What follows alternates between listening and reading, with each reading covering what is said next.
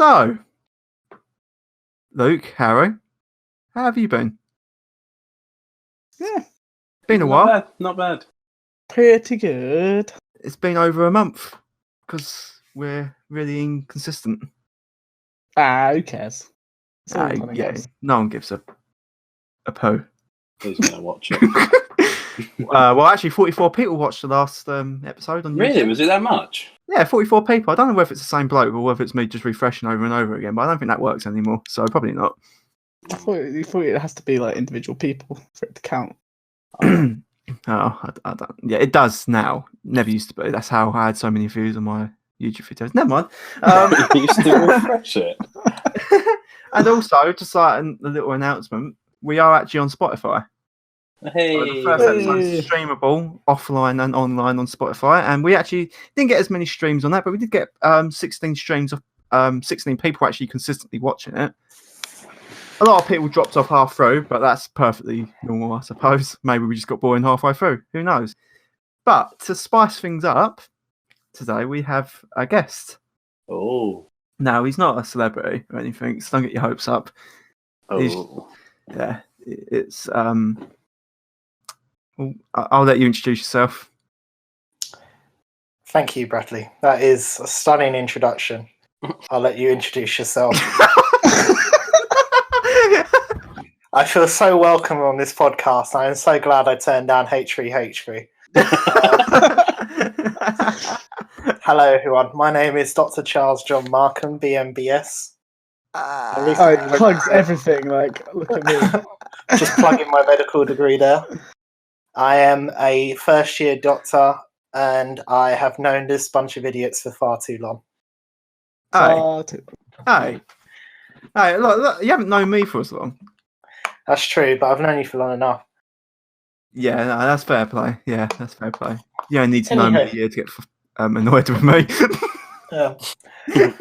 I thought I'd come on and chat to these fellows and have a sensible academic discussion about some of the ongoing issues in the areas that we care about the most, which really are just video games, because what else is there to care about in the world these days? Politics, poverty, Yeah, Nah. I mean, dogs. Politics. Dogs? Yeah. Dogs. Yeah. Dogs are pretty cool. Dogs are cool. I don't like dogs. I've always been scared of dogs. You have a dog. You have a dog. Yeah, I know, but I live in fear. I can just imagine you in the corner screaming. It's Jim. Genuinely. Harry and Luke will confirm this, but genuinely, when I was a kid, I was petrified of dogs. I just remember like when you first got Cindy, and there was one part where like she just like sort of startled you, and I've never seen you so scared.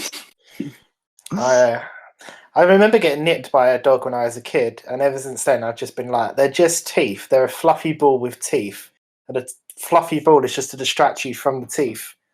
But then I got older and I realised that if you feed them, they don't bite you As much. as much. Yeah. Wow. But yeah, no. Do you know Cindy originally is interesting because they got her as soon as I went to medical school. And if she was a boy, they would have named her Charlie because they were getting her to replace me. you would have so you would have been named after the dog. No, I the don't dog think would have that's how been it named works. after him. Oh yeah, sorry, yeah. Yeah, we haven't quite got to the stage of inventing a time machine yet, but when my family do, you'll be the first to know. Thanks. I'm a big sci-fi fan, so that'd be much appreciated. Well, Yeah, this you is are a to say big Doctor Who fan. I am. We'll try and paint it like a TARDIS. I can't promise it'll be in the shape of a telephone box. As long as it's blue, it's fine. As long as it's blue in some Turns form. out the colour blue is the only reason why anyone can't time travel. As long as it's blue and doesn't involve Jodie Whittaker's terrible acting, we'll be fine. Ooh. Oh, I have not even Shots seen that fired. acting at all. So Do you know what? I really need to get a soundboard for this podcast. That'd be funny. Because that would have been like a perfect moment. But never mind. We will work on that for the next episode. Yeah. If So there is one, maybe we'll get cancelled because we're on the television network. Really? Oh yeah, definitely. HBO is this. wait, we're making money from this? No, we're Oh. really Hey. not. Hey, you guys are getting paid. What? No. That's going through my head. The first episode isn't even monetized, so we haven't earned a single penny off of this yet. Cha-ching. I don't think you earn a penny until you've had at least 1,000 views anyway. So Actually, it's 3 pennies. 1,000 views. Probably. Actually, it's less now because YouTube. I will not say they suck because this episode is going on YouTube, but they do suck. Okay. But yeah, well, I don't think the CEO of YouTube's going to discover. I mean, it'd be really unlucky if she did. I mean, if she did, and then she cancelled us for that, I think we could just start a different one under another name and probably get away with it. She It's probably not like doesn't even she's watch great. YouTube. She's the CEO, but I bet you she's never watched a single like video in her life. I don't know. Well, I feel it's like quite- everyone in. Sorry, go on, Luke. To say it's part of Google, so it's probably going to be that the CEO is just a big, like you said. Penis. Well, look, that's Well, timestamp that. well, that is a point. But she's just obviously just part of a big company that's there to make money. So she's probably just there as a higher position rather than actually watching YouTube, like you say. She might do, but chances are probably not. Yeah, I don't know. She looks Maybe like she's- my great aunt. She's no fun. Oh, da. Oh, Do. Anyway, Now, Bradley, I believe you had a question for me. did I? It's to do with a certain day of the week. Oh, the oh whole reason yeah, for the podcast. oh yeah. Yeah. Now, Charlie, what's your perfect Sunday? Now, my perfect Sunday. I don't know. It's a philosophical question. Oh, I'd it's a say simple that- question. Like, if you were going to ask me what my perfect Sunday, it would probably be. Are we just talking about generic Sunday or the best Sunday of my life? The best Sunday. What? Yeah, your best. What is your perfect Sunday? It's What, alright, if- take your time, we've got all night. Well, I'd say my graduation party. I'd say if I could do that again on a Sunday, that would be a perfect Sunday. So basically being absolutely blasted. I wasn't that bad. Oh, okay. I wasn't as bad as my mate from fencing. Hopefully he never listens to this, but I won't name him. He was complete. Like, literally, my other friend who's doing medicine had to like take him and look after him in the shed for a while. Look after him in a shed for a while. Well, hey. Yeah, you said that with an air of confusion, Bradley. It was like, what? Hey? It's like he's saying it like he didn't want to insult anyone. Like, well, hey, am I insulting someone? It's more of a question than a celebration. Yikes. Yikes. I've always thought that would be a good idea for a chocolate. Instead of having a box of celebrations, have a box of questions. They're all the same wrappers. Just a different. It's all the same wrapper, just saying a big question mark on it, and you open it, and it could be anything. Don't even- That's a brilliant idea. That is a brilliant Right. idea. But isn't that just Revels, really?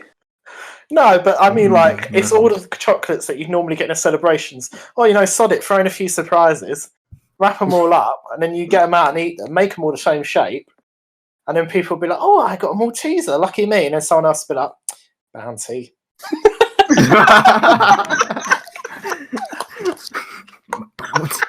Hey, I'm a bounty defender.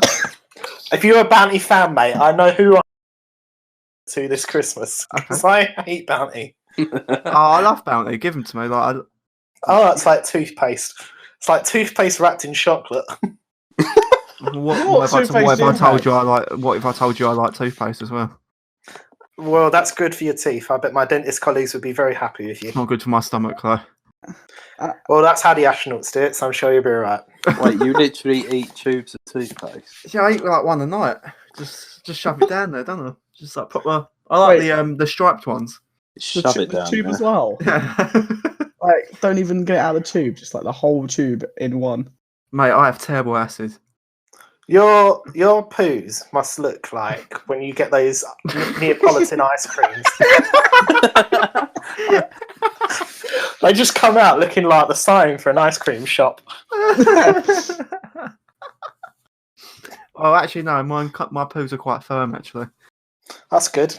I can imagine they would be if you got a tube in there. You can hear them like. Oh. That's fibre. Jesus Christ. Now, let's not offend any religious people. Oh, they definitely shouldn't watch the first episode then. Right. Yeah, that's the point. Oh, yeah. Well, at least it's not other things we're saying, which could cause serious offence. I feel like we're on the precipice of going into conversation that literally anyone in the world could hear. So I'd just like you to temper what you're about to say, Bradley. So, help. See, Do you want to help? Do you want me to help out here? Is this Our supporting cast, you want to help? All right. Well, so I'm guessing you guys have seen the KSI fight. Have you actually watched it? The KSI have and not. Logan Paul. I watched it the day after. I don't actually see Logan Paul because he's not a person. It's just KSI fighting. He's a penis. Person. Timestamp now.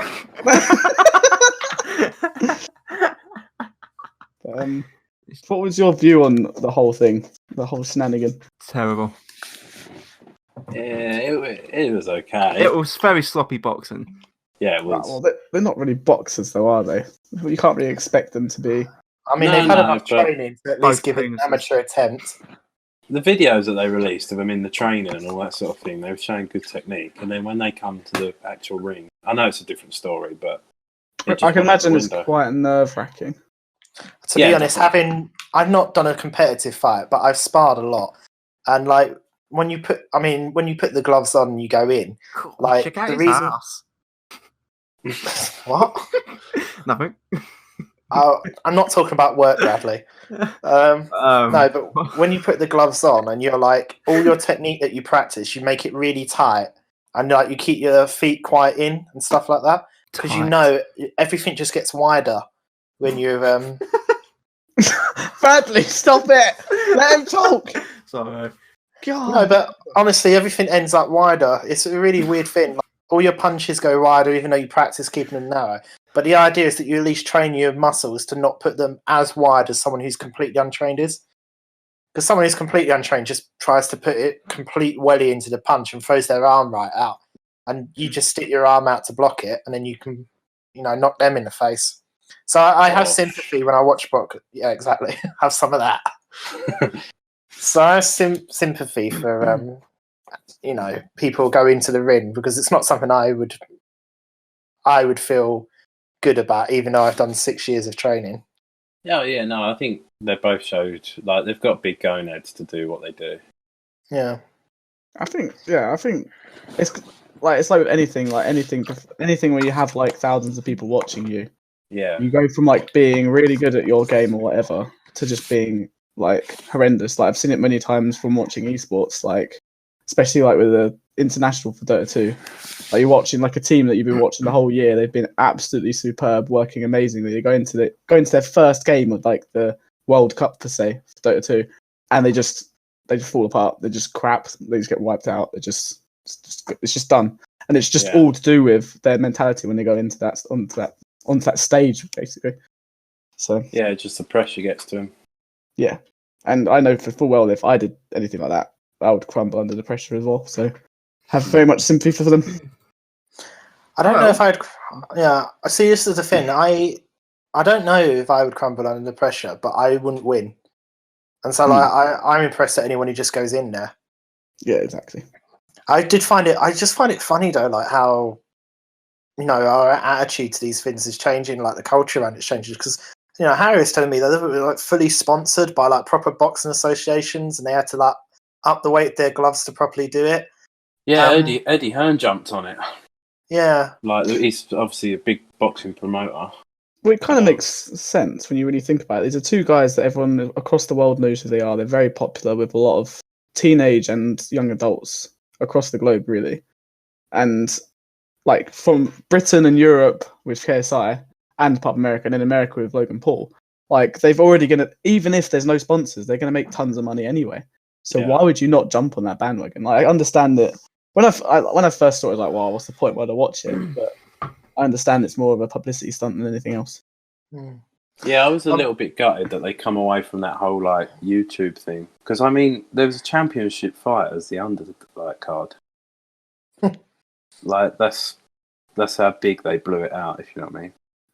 So they didn't do it on YouTube at all, was it? Through just like a normal boxing? No, it was through Sky covered it, and there's another one called DAZN, and you have to obviously pay subscription for them. So obviously a lot of companies made a lot of money, a lot of people presenting it made a lot of money. They have made a lot of money. I thought it was on. I thought I saw a Twitch stream of it as well. Yeah, people might have been doing, because when they done it on YouTube, they couldn't control like how it was going to be streamed illegally as such. Yeah. It's probably why they stopped it, to make I think sure. Wasn't it something Twitch themselves streamed it or something? I think Twitch has a lot of like deals with, like, so say if a company goes to release any sport and stuff, like even like football and that, you can watch football, a lot of football games on Twitch if they're really big. Like they will actually get a Twitch, like Twitch will actually run it. Because like say with all of the, mainly esports obviously, but a lot of esports and stuff, Twitch has like their own channel for it that's actually run by Twitch, and they make money off of it themselves basically. There's this one dude who recorded the whole KSI versus Logan fight using just the reflection on his glasses. Oh yeah, I saw that. My God. I mean, I wouldn't watch it, but fair play, I suppose. Yeah. So he's like was sitting there watching it, was he? He was sitting there watching it, but it was close enough where you could see the reflection of the fight in his glasses. Wow. Mate, that is dedication. I mean, I wouldn't watch it like that, but that is some dedication there. There must be there must be a lot of suspense when they cross lenses. Yeah. Yeah. Or just about someone gets knocked out, he sneezes, so they miss the punch. Do you know the thing that really interested me about it though was afterwards, KSI. Someone just dropped something. I just moved my chair and all of my figurines fell off. Anyway, after the fight, KSI called out Justin Bieber. Really? And I just, he did. There's a video of him doing it. He said, "Now that I've won this, I want to take on Justin Bieber next." And he called him out. He said, "I'll take you on any time." And I just thought, I don't even know if Justin Bieber's in the same weight class as him, but I would find it fascinating if this started being a thing where it just turns into like proper celebrity boxing. I hope it's not. Like I do. But it bags him so much money though. It's ridiculous. Of course. So much money. Well, wasn't it that like there was a report of like about 10 celebrities all wanting to fight KSI now after that happened? So there was actually like, I don't know, I can't remember where I saw it. There's like a list of people that wanted to all like fight KSI now. And it's basically just publicity, right? It's all like the people that were like big in films or whatever before, and then now that they've kind of like losing out on money, they're like, oh, let's try and boost my publicity. Which kind of makes sense. There's a lot of things that people do that with, like not really unheard of. But I reckon there will be a lot more celebrity sort of boxing matches and stuff like that, because it's obvious from the way this blew up that like these people had like no training, and within I don't know how long it's been, like a year or a bit. Year and a half, I think. Year and a half, they've basically trained for it once they had it, like, and then they've had a boxing match. So you can imagine like all the build up as well, got the money for all like the press conferences, that kind of stuff. So people are going to do it. People are going to want to do it. Yes. They're definitely onto a winner in terms of a money maker. Winner, it's just winner. I don't know if it's a fad thing or not though. I don't know enough about it to say. Two famous people get in ring and fight for money. So to sum it up. Well, yeah, I mean, I'm happy at KSI won.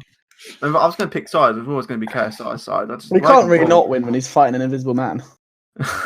Like a guy that's not there. Logan Paul just looks like SpongeBob SquarePants, but in real life. With a tiny head. I saw a funny thing online where someone's like, next they're going to get Dave Bautista and The Rock in the ring and no one will be able to see it.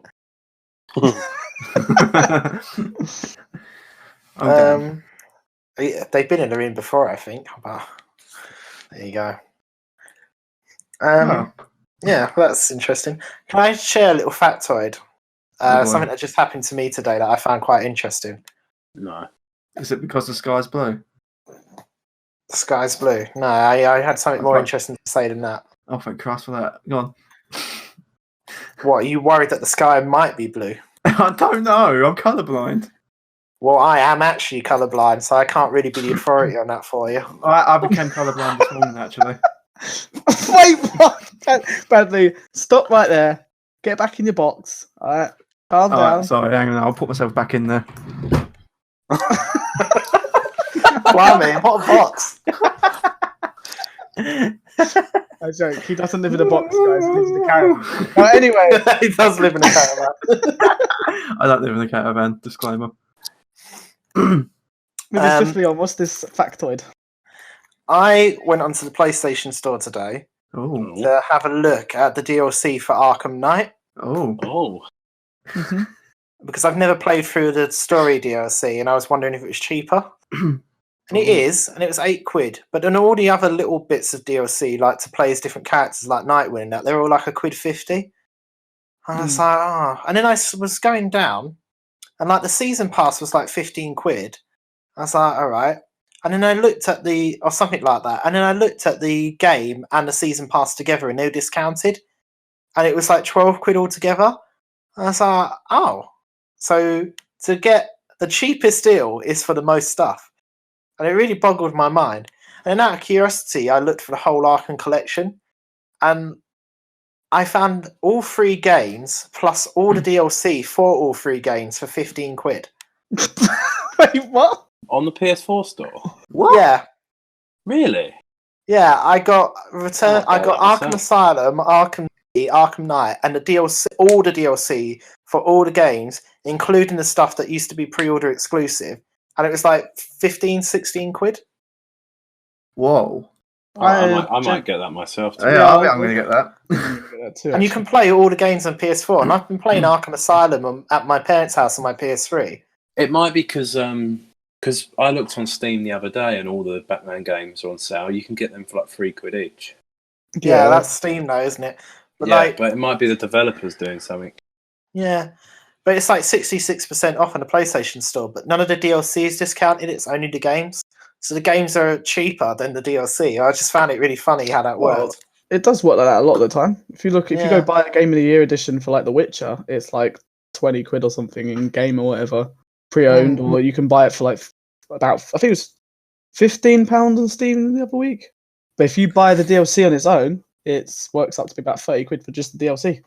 Yeah. So yeah, I think it's always a bit like that. That's what they get a lot of money out of though, because they kind of like.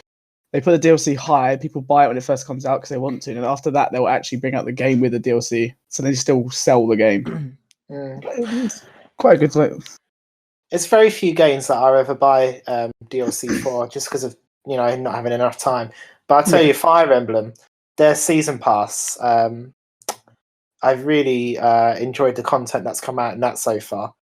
I would say it's a bit pricey for what it has been so far, but I love that game so much, and there's so much value in the main game. I was kind of almost happy to pay a bit more. Does it add in like another campaign though? Or... It adds in another campaign, but that hasn't come out yet. What's added in so far, like extra modes, because like half the game is you raising your troops, and the other half's battling. So in a bit where you raise your troops, they've added in a new mode which can like accelerate the effects of training. They've added lots of costumes and dialogue. They've added a couple of new characters depending on which route you're playing through. Oh, okay. And apparently, in the next one, they're going to add loads of stuff. So far, it's just been costumes, bits of music, extra videos and stuff. But the big one is coming, and that's going to be loads of new missions and stuff. They've added more missions already, but this one is going to be a bit more of a campaign. And then they're going to have new classes and stuff in it, which I'm really interested to see. I've actually put the game down for a bit because I have been sweatbagging it. I've put like 100 hours into it so far. It's the only thing I've played since I started working, really. It's sometimes easier when it's like handheld, right?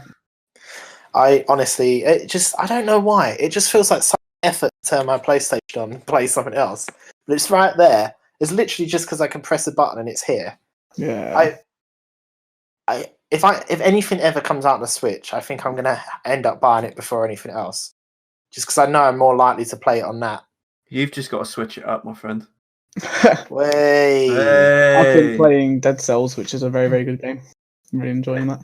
That is a very good game, right? That's the one you were playing at Eurogamer, wasn't it?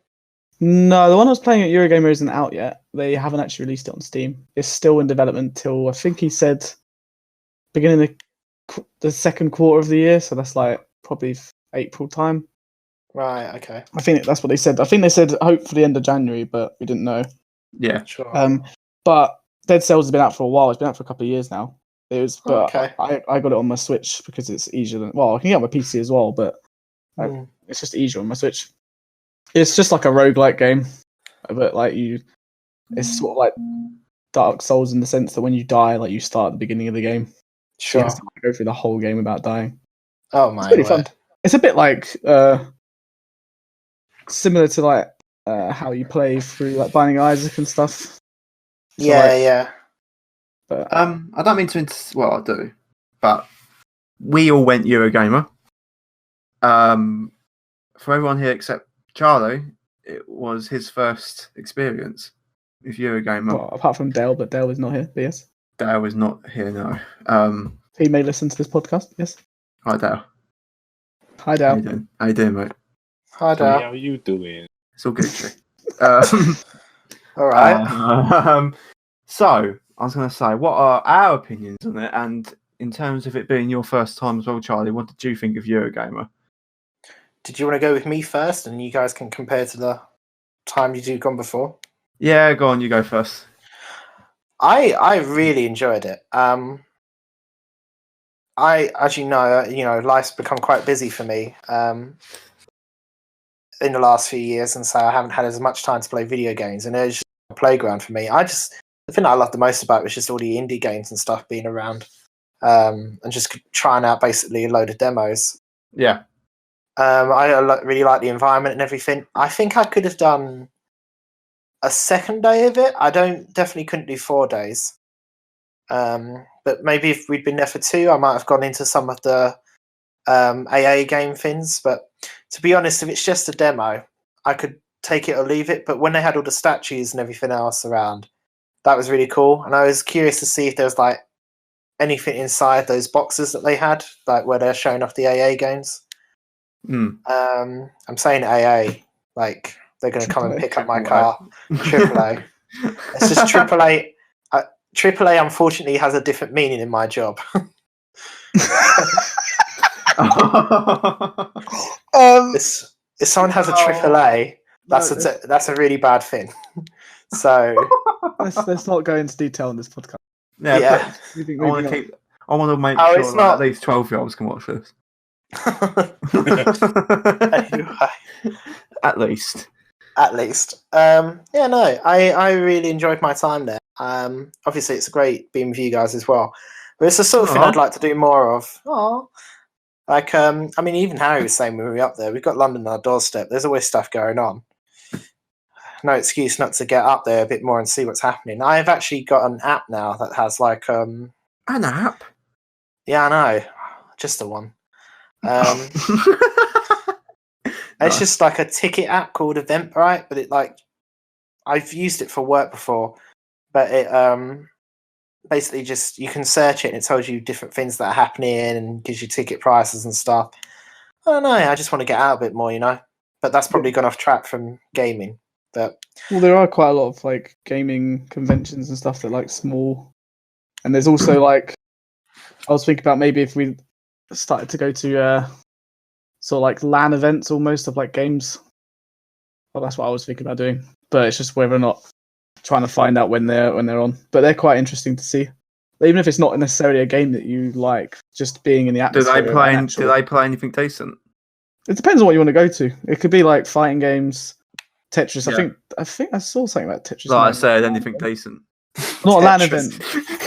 I think it's A like LAN Tetris event 99. They for were going to do like Tetris. sort of like tournament events basically, where like while you were there, you had to get a certain amount of like basically the person with the highest amount of wins would like win. Tetris 99 freaking slaps. That game is like hard. I love that game. Yeah, I really want to. Yeah. Yeah, that's something I would really like to play, but It's unfortunately, amazing how the simple stuff just lasts, isn't it? Like it's like loads of the old Mario games. I could just play. Yeah. I was going to say actually, if we went to a LAN party and they were playing a fighting game like Smash or something like that, I would give that a go. I'd take Eddie with me, to be honest. He's great at Smash. Oh mate, you probably win the tournament. Don't do that. Oh no, do that. Yeah.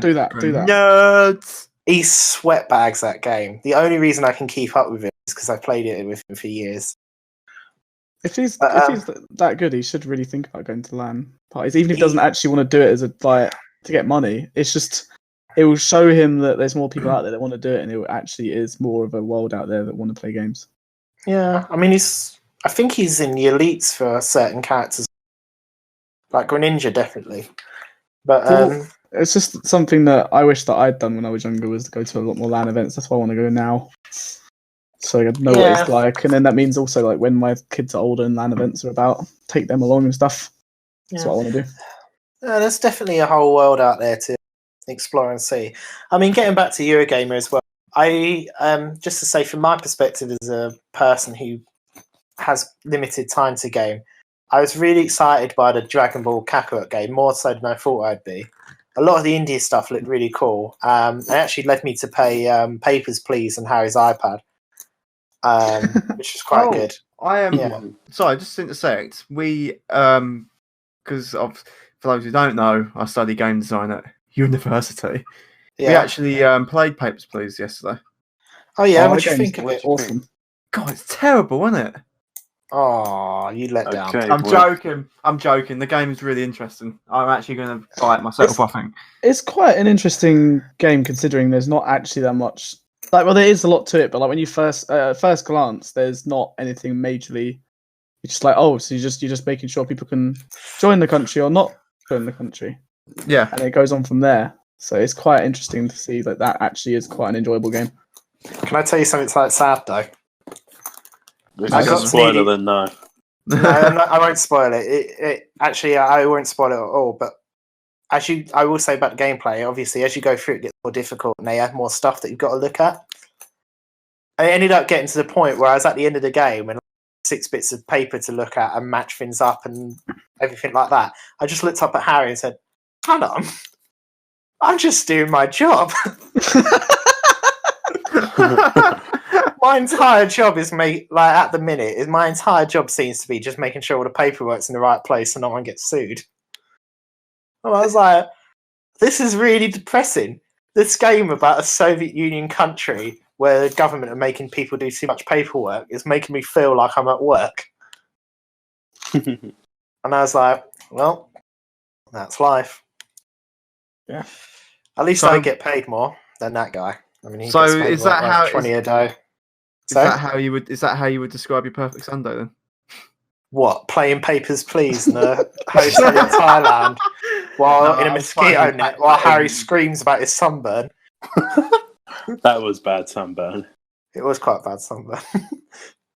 It was an interesting moment.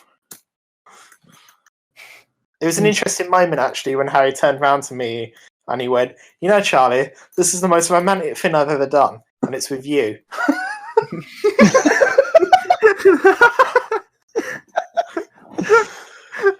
And then not long after, he's been seeing someone. Oh! So Charlie's sparked your love life. There we are. Yeah, that's true. Harry got me going. I did actually. That sounds right. I told him to go for it while we were away. Good. I needed that. Bless. Yeah. Bless. Anyway. Papa bless. Papa bless. Anyway, I want to put my view across of what Eurogamer was like this year. Go ahead. It was, as always, I love anything to do with gaming conventions, that kind of stuff, and everything like that. I absolutely adore it. Just love the whole sort of atmosphere. Although I would have to say this year it was in the Excel and it was quite a bit bigger. But I don't know if it was because it was in London or what it was, or if it was just a different sort of type of people being there. But the atmosphere was not the same in the sense. Round. Well, it was round, but it was also that people were a lot like they weren't as there wasn't any etiquette at all. Like you'd walk along and people would just barge into you. Like the little kids would just jump on things and like their parents wouldn't stop them and make people wait in queues. Like literally just it was all for yourself. I don't know if it's more like I noticed a bit more as I'm a parent now or what it is, but that was one of my pet peeves. Is just more is in a nicer place, a bigger place. I don't want to say it's nice actually. Birmingham's pretty nice, but it was more. It was a lot. I think it's just because it's in London. People in London don't have as much etiquette because it's a very busy place. So I feel like it was quite sort of The atmosphere wasn't amazing. It was still great. It wasn't amazing. The indie games were always on point. Indie games always are, because it's all the new stuff, all the great new inventions and stuff, and all like the little companies that are almost wannabes of the other of companies, but they actually make better games. They always do. And it was really good. One of the Dark Souls like, I don't know what you would call it, Souls-like games I played was really, really good. I played it about 6 times. But the only thing that was kind of missing was the amount of AAA games. I think Bradley said this when we were on our way home as well, is that there was only really like 2 or 3 AAA games.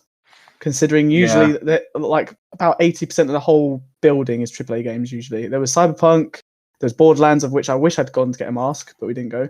And then there was a few others like Modern Warfare, but Modern Warfare didn't even look that many people even went in there, to be honest with you.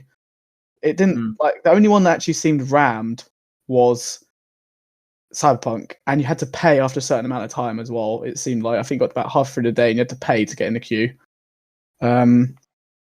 So it was a bit, in that sense, it was a bit of a letdown. But then I think the turnout of all the board games as well, and also the universities, was a lot bigger this year. That whole part about trying to get people into the industry.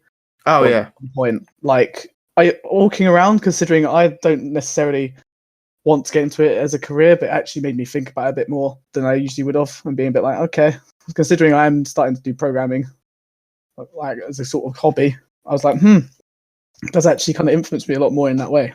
So I would say it was, out of 10, I would have given it about a 7.5. Whereas usually it's about a 9. 7.5.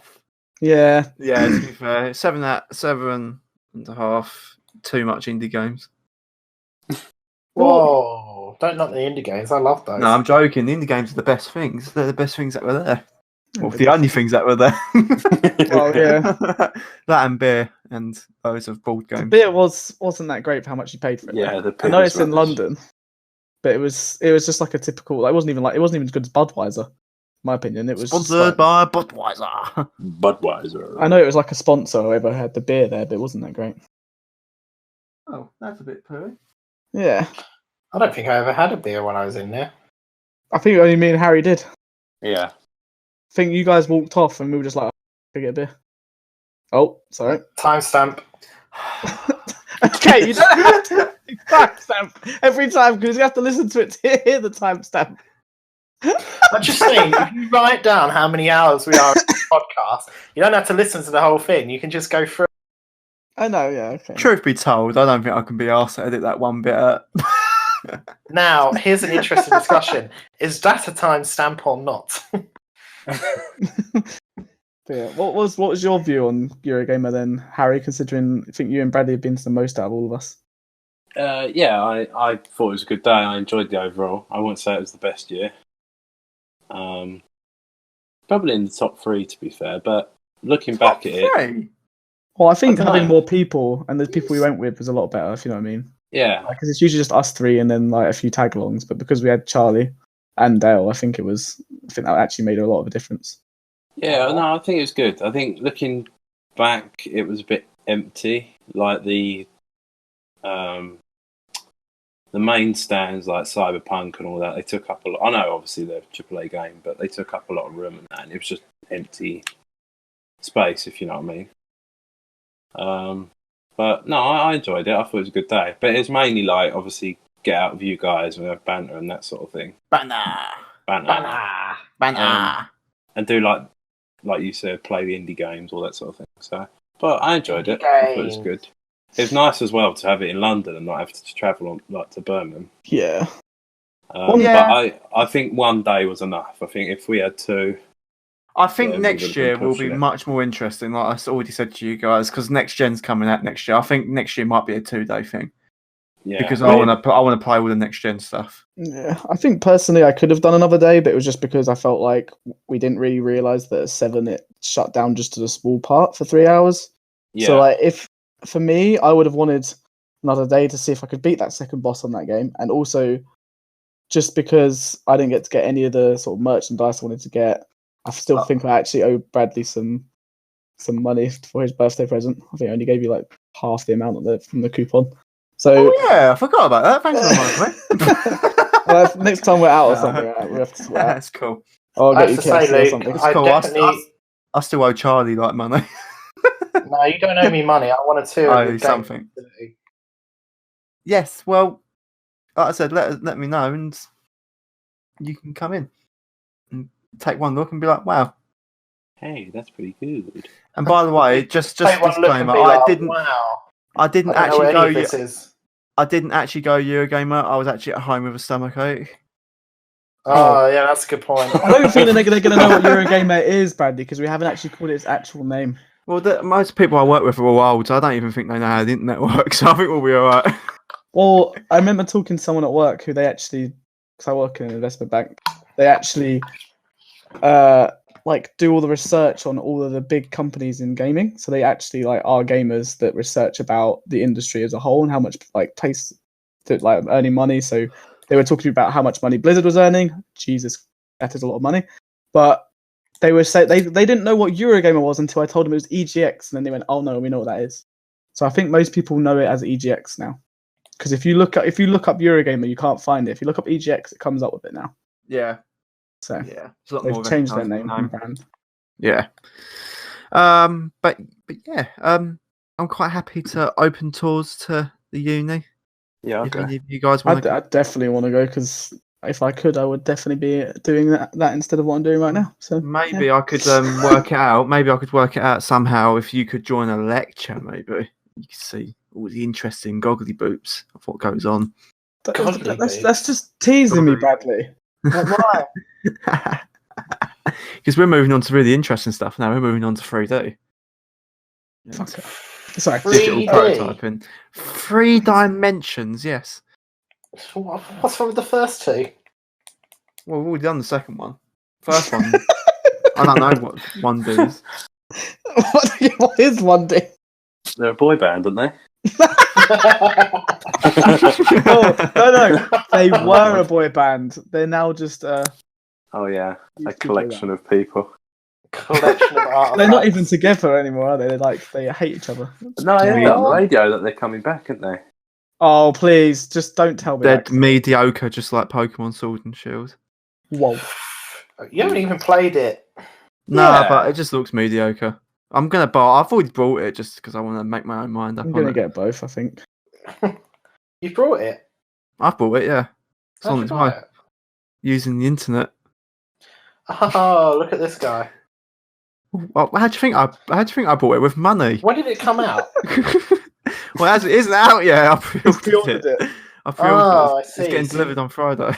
You can't. So It you're a actually probably liar. needs to. It's probably a good thing to look at because I've actually added 3D elements into it. So now that you're doing 3D, it's probably a good thing to actually play because it's a What, different 3D type games? of 3D. Well, no, it's in Pokemon in 3D is very different to like a normal 3D game. Oh, for some reason, I thought when you said 3D, I thought you were crappy, and then it comes out the screen like on a DS. But you mean 3D is in 3-dimensional models? Oh, Jesus. Well, Jesus, man, what We get there in you? the end, don't we? Yeah, definitely. Not talking about like that dead thing that people use like for a month. We're talking about, the 3D things that have been in the industry for quite a long time now. Yeah, that was pretty thick of me. Give me a second, I'm just going to burn my degree. Every time I do something stupid, I just put it on near a match, and then I have to come up with something clever, so I lose my qualification. We can make Jesus, you man, that stupid is not a things. healthy way. That is not a healthy way to live. I run it really with my job. Well, we Ikers. This is a point actually. So Charlie, Oh. There we go. why did everyone go? I'm asking you a normal question. Because it just feels like I'm about to go to work. So the thing I've been thinking about for this podcast, as I probably said to you before, is how do you think that video games affected you as a child and how it made you to be the person you are today? Now that you're a doctor, do you see it, the video games has made an influence on you going through that path, or do you see it as that's just a part of your sort of filler of your life at the beginning of your life? He played a lot of Dr. Sims. That's obviously. a deep question. That is a very deep question. I've actually thought about this before. I'm going through a phase at the minute that I'm trying to get out of, where I'm like, I don't know. I guess I've always had a bit of it since go into what I'm doing, where I'm a little bit hypercritical of myself and everything I do. And I'm trying to analyze that a bit and trying to go, okay, why do I feel that? And I think a lot of it's to do with the fact that when I went to medical school, a lot of the people that get in are people who are like captain of this team and sports person this, and they're very well-rounded in terms of what their achievements are like. They're not just good at school, they do everything else. It's so competitive to get in. I kind of looked back and like where they'd gone on doing all this stuff. I just sort of said, well, I'm not very fit, and yeah, I've got some book smarts, but I spent a lot of my time just playing video games and not doing much. And I guess during uni, I felt a little bad about that. But I think I focused a bit too much on... I have played a lot of video games as a kid, we all have, but I did a lot of other stuff at the same time. And at the end of the day, I did what I enjoyed. And at uni, I got a bit more balanced. And I don't play as many video games, but then I don't particularly want to. I do other stuff as well. And I think it helped me to get some perspective on things. And what I mean by that is I think playing video games and a range of different ones has kind of shown me how much stuff there is in the world. Like, obviously, it's make-believe what's in there, but you play Assassin's Creed and you see all these different countries and history and that. Or you play, like, these fantasy games or Pokemon, and you're like, well, yes, a lot of this stuff is fantasy. I'm not going to go out in the world and find a Charizard, but, like, it's all based on nature. And Not with that attitude, you're not.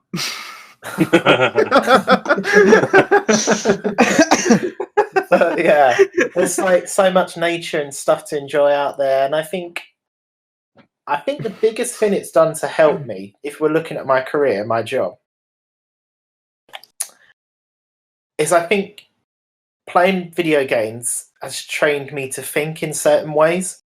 Like with strategy games, which I've played a lot of, and also virtual pet simulators, I've played a lot of those and that sort of thing. It's made me quite logical and quite good at planning. And like I remember as a kid, even being quite young, and I would like write out plans for like what I was going to do in my Digimon games and my Pokemon games, and like I really carefully planned out what I was going to do in the future, and like something would happen and I'd chop and change and go, oh, okay, well this has happened, so now I need to do this. Or I'd get, and even as a teenager, when we started talking about video games properly and movies and that, I'd get critical of the video games and say, well, why is it like this? Why can't it be like this? Well, let's understand some of the reasons behind that. And even though it's not obviously about medical stuff or like social stuff or all the stuff that goes into affecting how you make someone healthy, when I actually started working and having to think on that level, I found it quite simple because I'd almost trained myself to do it through playing video games. And I actually think playing a lot of video games, as well as reading and doing lots of stuff when I was a kid, helped to shape, well, I'd say even more than reading. I'd say video games, in order to get through some of the video games I played, I had to train myself to think in a certain way. And I'd say that way of thinking, that logical way of thinking, that planning, figuring something out, and then, you know, figuring out a way to get around it, has trained me quite well for what I'm doing now. So I'd say video games have had a really positive effect on me. And yeah, maybe there are some drawbacks in terms of, you know, how physical I was as a kid or how much socializing I did, but I'm fine now. I made up for those weaknesses. And I don't blame video games for that as much as I do for other things that I was like as a kid, but, you know, you deal with those things. So, you know, in summary, I'd say video games have helped me to learn to think about the world in a different way, and in a way that turned out to be quite useful for the job I'm doing now, because it's just quite logical and analytical. So yeah, deep answer for a deep question. That's Mate, really good I point, hope you don't mind, but I'm putting my uni coursework. Thanks a lot. Can you just say what you just said again? I think that's a very... Can you write it in an email? Send it to me. Oh my god. That actually has a good point that I was actually trying to make to one of my colleagues the other day, was that he would like, they were kind of putting it across that everyone that plays video games actually is just time wasters and they don't actually care about, like, so basically, like, if you are a professional player of a game or something like that, it's not the same as playing football. And I said to him, well, if you look at it in a logical way, someone sitting there and playing it for 10 hours a day when they've got to do, like, if you actually look at the game, they've got to control however many things. It's exactly the same as any sort of sport. You've got to learn how to get skills in something, work as a team, communication, all that kind of stuff, which you would get in a workplace and in that kind of thing. So I think that's all multiplayer games, but even so, like you said, like it's all about logical thinking. There's a lot of brain power put into any video game. Like even playing Mario, you've really got to think about what you're doing. You can't just run around aimlessly, otherwise you're not going to get anywhere. Mate, after the last couple of weeks I've had, you have no idea what goes into video games. It's logically, I mean. I think we spoke about this before, Bradley, but like someone makes a program, they've got to get the program to work and just to do one function, and they don't really care about the user interface. If you're making a video game this day and age, you've got to make it on point in every way, sell it to the people, like make it so it looks nice, because it's not like they're going to be like, oh, I have a job, I have to use this program. They're going to be like, this is my free time. Do I want to play this game? So it is a lot of a different thing. Yeah. For me personally, video games is still a very big part of my life, and probably some people would say is a big waste of my life. But to be honest, it's like the only part of my life, if that makes sense, like other than obviously usual social interaction and family and stuff, that really I feel like I could be myself a lot of the time. So when I'm at work, I feel like a very different person, and when I'm out and about, I feel like a very different person. I don't feel like I can be myself. I can't say what I want, do what I want, that kind of thing. The only time I get to do it when you play games. So it's kind of an escape as such. It's something I was thinking about the other day. Is like that's why I want to play all the time. Why I want to do this is because it's where I feel the most relaxed. Whereas my day-to-day life is actually quite an anxious one. So I think when I play games, it actually does help quite a lot. And it's why I get quite annoyed when I don't have any time to play. But well, like this is going to be controversial, but video games are not a waste of time. This old mentality that older generations have got, even some people. Of your essay, isn't it? No, actually, I've not actually. I've got to type something like this, but I haven't done it yet. No, but I'm just saying, from what I've been learning for the last, it's been 6 weeks I've been at uni now, and learning about the grander scheme of things when it comes to actual gaming and what it does for us. It does more good for us than bad, I believe. It's like when we was kids and we played with our imagination stuff. It helped us develop as people, helps our personal development. Well, that doesn't stop. Video games kind of do a similar thing, and it affects so many different people in so many different ways. It does so much good. And, you know, you got all this tripe about the fact that, say, if an attack happened somewhere and the guy had a gun, they blame it on the fact that he played GTA for 500 hours. Well, listen here, son. I've played GTA for 2,000 hours, and I've never thought about going out and shooting a kid in the head with a gun. Well, statistically, there's probably about 80% of the male population in all of like the Western world have played GTA or Call of Duty for probably more than 500 hours. Yeah. Statistically, I would say probably even higher than 80%.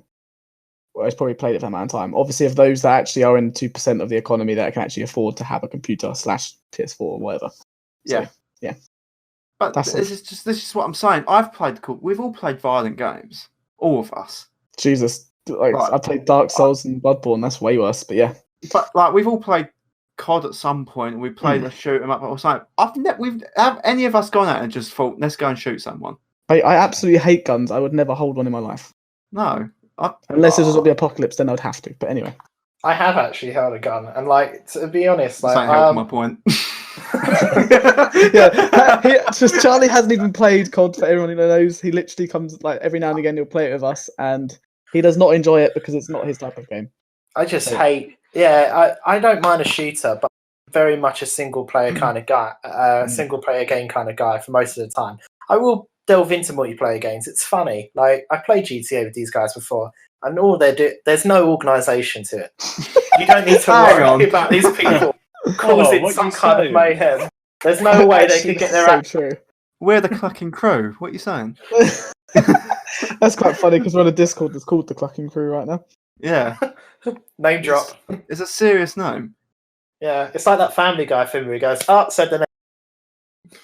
I just remember the first time that you guys said, "Oh, come play GTA with us. We'll like help you make money," and they just literally did not once help It's me. just do a trap. It's a they pyramid just- scheme. They They're just I have looking no for idea what you're talking Oh, about. come on, both like, of them guys. had helicopters and were chasing me for about an hour. I literally I had to fight back to game with. It ended up being that I just got like a grenade launcher. I think they sent me a bit of money or something, and I just every time they came to me, it was like jousting. I jump out of the way of their car and fired a grenade. And occasionally, I got a couple of kills, and Harry's like, "He's one of us. Get me in a helicopter." Yeah, but then me and Harry had private discussions. I thought it was getting a little bit too dangerous, so we got our insurgents out and just made sure we crushed him against a wall, just to I make was sure. going to say that's the thing that used to really annoy. Was just I'd be going around in this tiny, weeny little bike, to literally get with the starter, and then these two guys with $1 million insurgents. Timestamp. Thanks, Luke. Me and Bradley have called Civil War in that game. We've just gone around shooting everyone, and they've all started coming after us, killing each other while they're doing it. That's just the fun. That game is GTA is amazing. But this is what I mean. In my opinion, I when I was in Las Vegas, I went to a shooting. I was behind a real, and the force of it is just ridiculous. It was a shooting range. I had a guy behind me. But literally, even a pistol, the kickback is ridiculous. I don't think it's until you hold a gun and you shoot it that you realise the power that's on the other side of it. And you think there's something that's putting this much force into my hand that's firing something a lot smaller in the opposite direction. And genuinely, if that was coming at me, I'd be like, I'm boned. You wouldn't even see it. You wouldn't even see it coming. You'd just be on the floor, and it scared me. The thing I remember the most about shooting a gun, wow, that I would never want to be on the other side of that, because that is going through you. You don't really realize. I don't know, other people might, but I never really realized until you do it. You can't equate the experience of a video game to the experience of what it's actually like in real life. I imagine even if someone ever had that, as soon as they even held one, the weight of it would tell you that this isn't the same thing. You have different problems going on. You would have to have mental problems, mental health issues. You'd have to. I mean, this is the thing. I mean, speaking from a medical perspective, I'm not trying to. When you see people with mental health problems that are that severe that they go and carry out an action, I mean, I'm not an expert in the mentality that leads to people becoming mass shooters, but I do know a little bit about what causes people to commit suicide, because part of my job is intervening in that if I have the opportunity to. And you get people who are reactive, and you get people who build it up over time. So people have something really horrible happen in their lives. They're standing at the side of a train and they just think, I'm going to jump. And they just do it. And just for that second, that's all it takes. Everything shuts down and they go. And those are the people that if you stop them, they'll probably be fine afterwards, deal with the issues that they're. The other people, they build up a tolerance to pain over time. They do things from the research that we have and the discussions we've had with people, they will go out and say they will think of a way that they could do it to themselves, and they'll go out and they'll just try it. So say they want to hang themselves in the garden, they'll see that there's a tree there, and they'll just put the rope around their neck to see what it feels like. And they do. Look, I'm a doctor. It's fine. They do this over months. This is what I mean. It takes a long time to condition themselves to feel like that's an okay thing to do, because every instinct in their body is screaming at them that this is a bad thing to do, and it's competing against the mental health problems they've got of everything would be better if I just did this. And I imagine it's a very similar thing to the school shooters. I imagine you do get some people who just pick up a gun and then do something silly with it as a reaction to the time in America. But for the people who plan something, it's something they're doing over a long period of time. It's something that they're conditioning themselves to think is okay. You don't get that through a video game. You don't condition yourself to that, because if you play GTA for 500 hours and you went and picked up a gun, as soon as you picked it up, you'd be like, oh, this isn't the same thing. And that thought might be enough to get someone to stop. So I don't know. It's not as simple as just blaming the video games for it. I can say that unequivocally. Jesus Christ, man. This episode just got a lot darker than episode 1 ever got. And deeper, I mean. Do you mean deeper, yeah? Deeper. So Giggity. Harry. Yeah. I've played games with you for a very, very long time.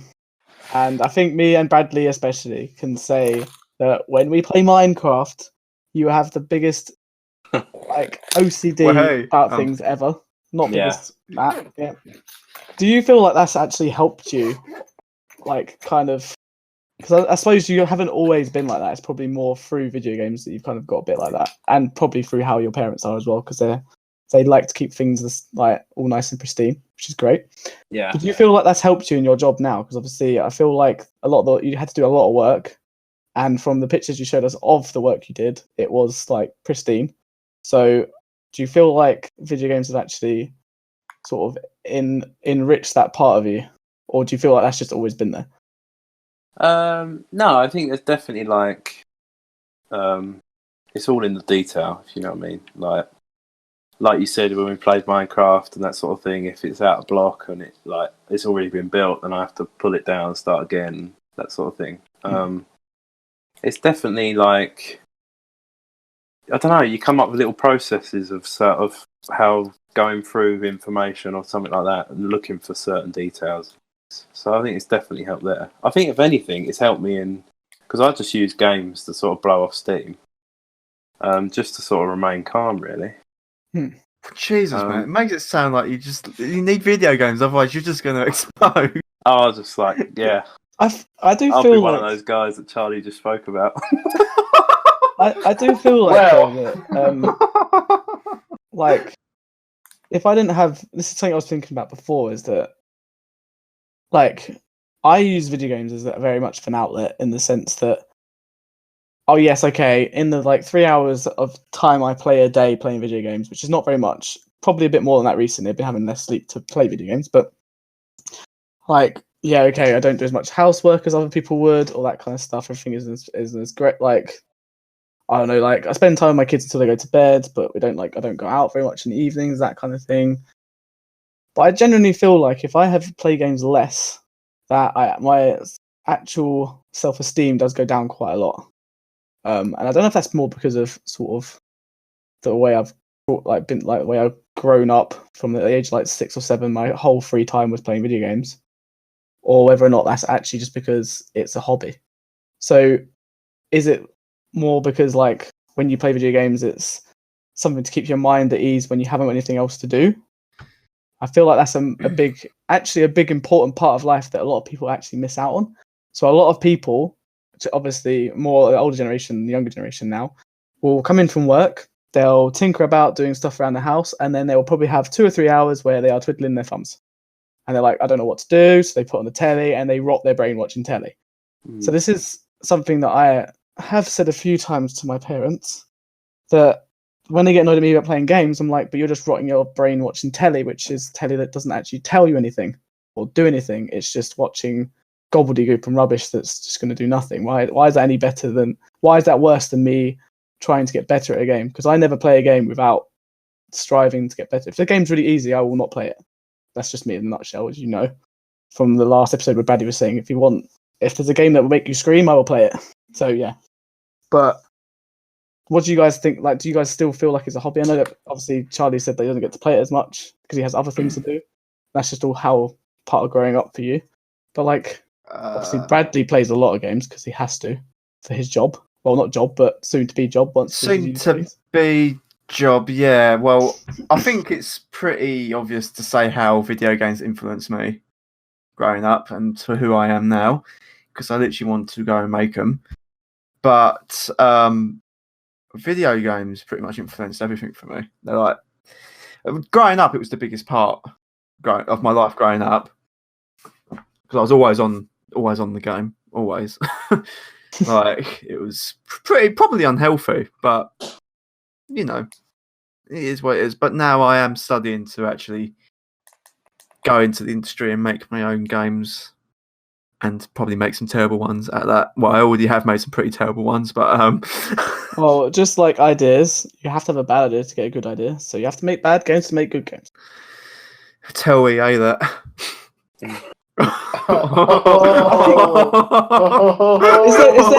there really no EA games that are good? I actually can't think of one that's good. Wait, what's that from EA? The first FIFA when it was new and original was probably pretty outstanding. What Star Wars Battlefront 1, you mean, and Battlefront 2? Yeah, I'm talking. Old school. Yeah. Talking about original. The old school weren't made by them, was it?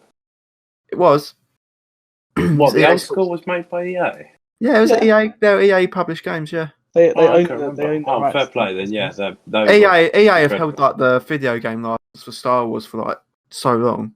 Right. Okay. God damn it, Harry. EA makes Battlefield as well, don't they? They publish it. They don't make it. So this DICE or whoever they are make the Battlefield games. Oh right. But yeah. EA are literally just a turd, but there's not even any glitter on it. Do you know what? I'm saying this. They might be the only people that would take me in for a career in the future. You just shot yourself in the foot, didn't you? If so, this podcast will have to be private on YouTube. No, but yeah, I haven't really got anything deep to say about it. Video games are great. Well, I'd say that it sounds as though, especially the ones that make my PP go hard. Oh Jesus! Oh boy. So, I mean, everything has a positive and a negative, I guess. To be fair, I probably lost years off my life because of games. Yeah, probably going to die at 50. Yeah, I feel like I wish that when I was I wish someone had told me when I was about I don't know, 18 or something that you do realize you could actually make games, or you do realize you could actually do this or do that, or I actually realized I could actually got a career in something like that. And I actually loved I love IT as well, but you could still go down that route. I still can, but the point is, I'm still young, obviously. I'm not even 25 yet, but the point I'm making is, if I'd known this at the age of 18, I would probably be getting a job in something like that, or programming in general now, rather than in 5 years' time. Yeah. So, yeah, it's all relative, I guess. I think it is relative. I mean, to be honest, now that I started a career that I'm training 6 years to do, there's a bit of me that's going like, is this really what I want to do? Because now it's crunch time, really, because I'm actually doing it. Mm. But I think that's healthy in a way, because you want to go back and make sure you're if it's possible to go somewhere else and you'd be happier there, then go for it. I mean, at the minute, I'm looking at stuff and just thinking, I'm not sure I want to be a clinician for my whole career. Pretty sure I'd want to do some other stuff with it as well. And hopefully people don't just listen to the beginning and the end of the podcast. For a while, I wanted to be a GP who works in public health as well. Mm. I'm not writing that out, but I think there's other stuff I'd like to do in my career as well. And there's things I want to do. I'd like to see the world a bit. There's nothing to stop me traveling or doing other stuff as well. And I think at any age, really, you can still change and do something else. It's just a case of I think things are easy now because we can argue that we have got the time to do anything. Mm. I think when you get to 75, the idea of going, you might be a bit, really? No, not going to be something I'm going to be doing. Well, I mean, if the Colonel can create Kentucky Fried Chicken at the age of 4. Oh, yeah. What are the those sky's the limit. secret herbs and spices? Anyone up for a political discussion? Let's go right now. Let's go. I'm out. I'm going right now. It's like an hour and a half on a train for me. I'll FaceTime you from the one that's 10 minutes away. Yeah, that'd be awesome, actually. Just all go to different KFCs and FaceTime. Bradley's actually gone. So someone's texted. Just be like, we're Hang on, not there's actually someone going. knocking on my door. That was quick. Please touch wood. Nah, I'm really here. I didn't Oh, really okay. leave. Ah, Oh. wait. So who was knocking on Harry's door? Oh God! At 9 o'clock at night. Oh no. Oh, I watched the new Halloween film. That was actually pretty good. I would highly recommend. That's Have you nice. seen Halloween, the first one, the old one in like 1980s or whatever it was?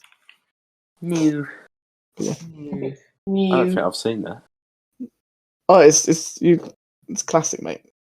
You know what I like horror films. Is so. that the One with the white mask and he's got a Yeah. knife and it's Machete like it's not thing. black. Yeah, it's like it's Yeah, actually yeah. Yeah, I've seen it. I think we watched it together at one point. Probably. The worst horror films are the best horror films. That's not a bad one. What are you talking about? Sorry? Halloween's not bad. Halloween's great. I don't think you're thinking of the right one here, Harry. If you say it's bad, Yeah. I think you're thinking of Friday the 13th, the remake we watched. oh. I just remembered the part with Yuri and Axim where they got the firelighter and she's like trying to burn herself. Did that wake you up? Oh, we won't repeat it because there's a lot of swearing involved. But yeah, that was hilarious. I actually forgot about that. Oh, we've had loads of great moments watching crap. That Battleship movie was hilarious. I think Oh, I didn't mate. even watch that, did I? I think I kept walking. It was your DVD. Yeah, we was at your house, weren't we? No, In it your was living room. my brother-in-law Richard's. I put it. I think he lent it to me. Yeah, He that's put it it, on, borrowed it. and I kept going out of the room. I can't remember why. But... Oh, that was also the time I went to Boots and bought a certain something for the first time.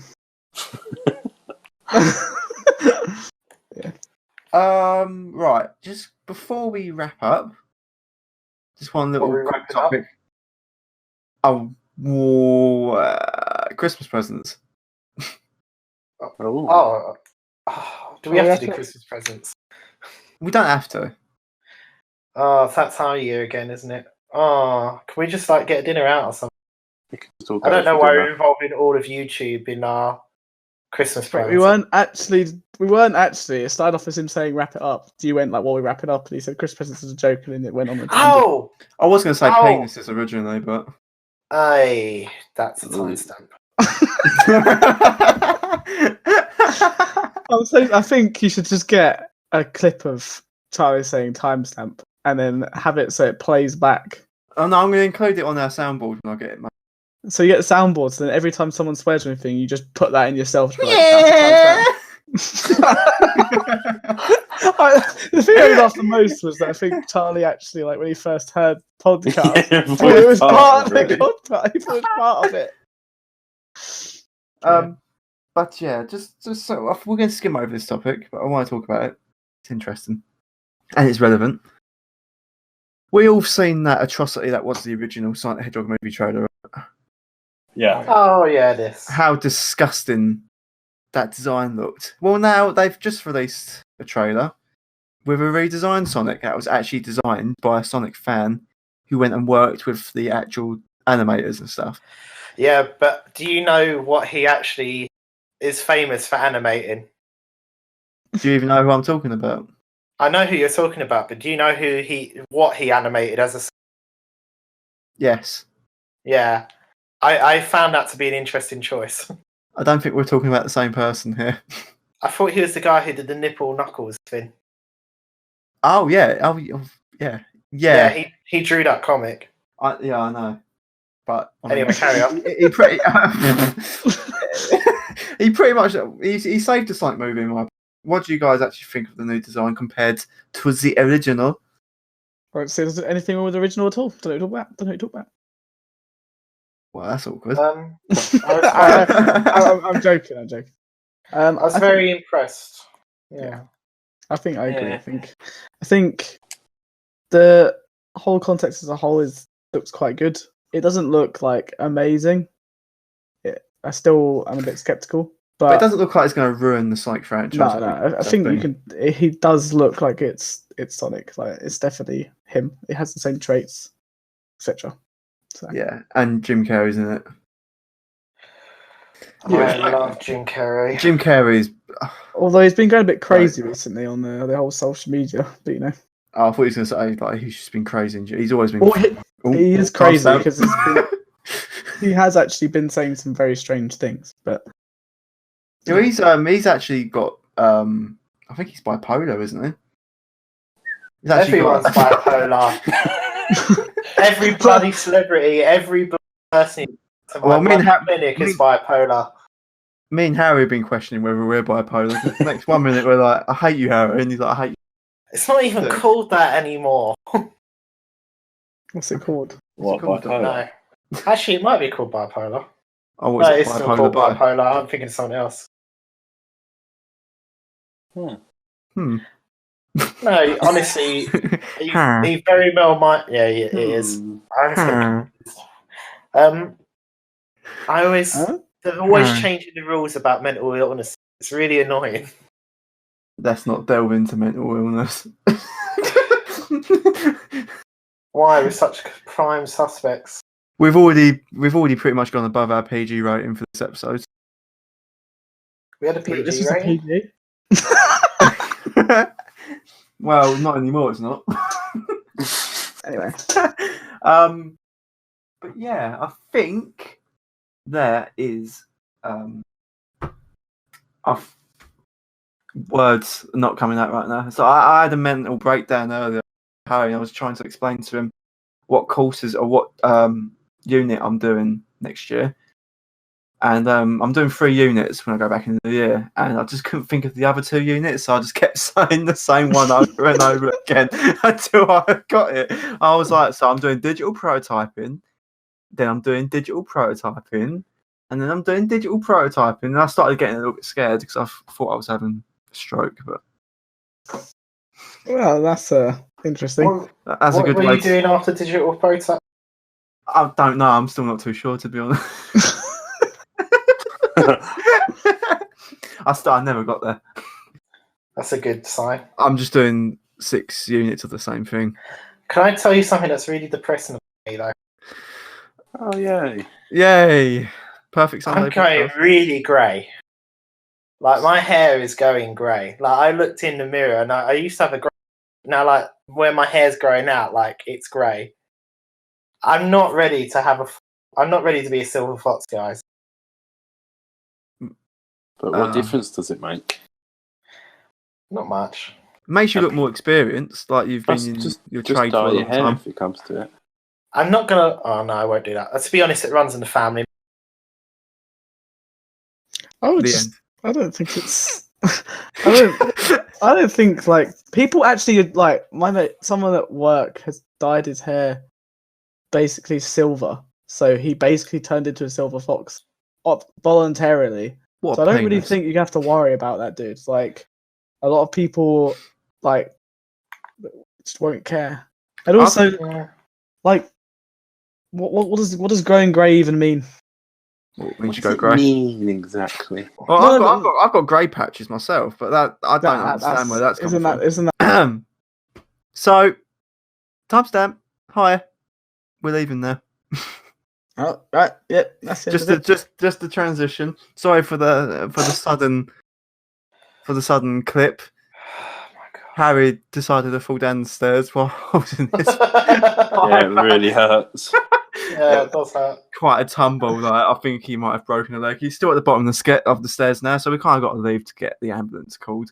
No, it's all right. I would come over, but I'm off shift. He's just help him off shift, and he says he's on duty. In all seriousness, the NHS rotors have found us again. Are you even allowed to say that? Yes, mate. The entire country's saying it. What does it make if I do? Yeah, exactly. Fair play. Yeah, Right, we're going to wrap this up now. Charlie, thank you for being a guest. Very welcome. Cheers, I'll make mate. sure I may come again. I'll make sure I won't have you on for another couple episodes. So I'm actually a guest. Yeah, you are a guest. I'm sorry. No, I'm joking. If you wish to be another. No, we should introduce a little news segment, and he can do that. Ah, we should. Yeah. Like, what's the weather like, Charlie? It's raining sideways. That'd be perfect, actually.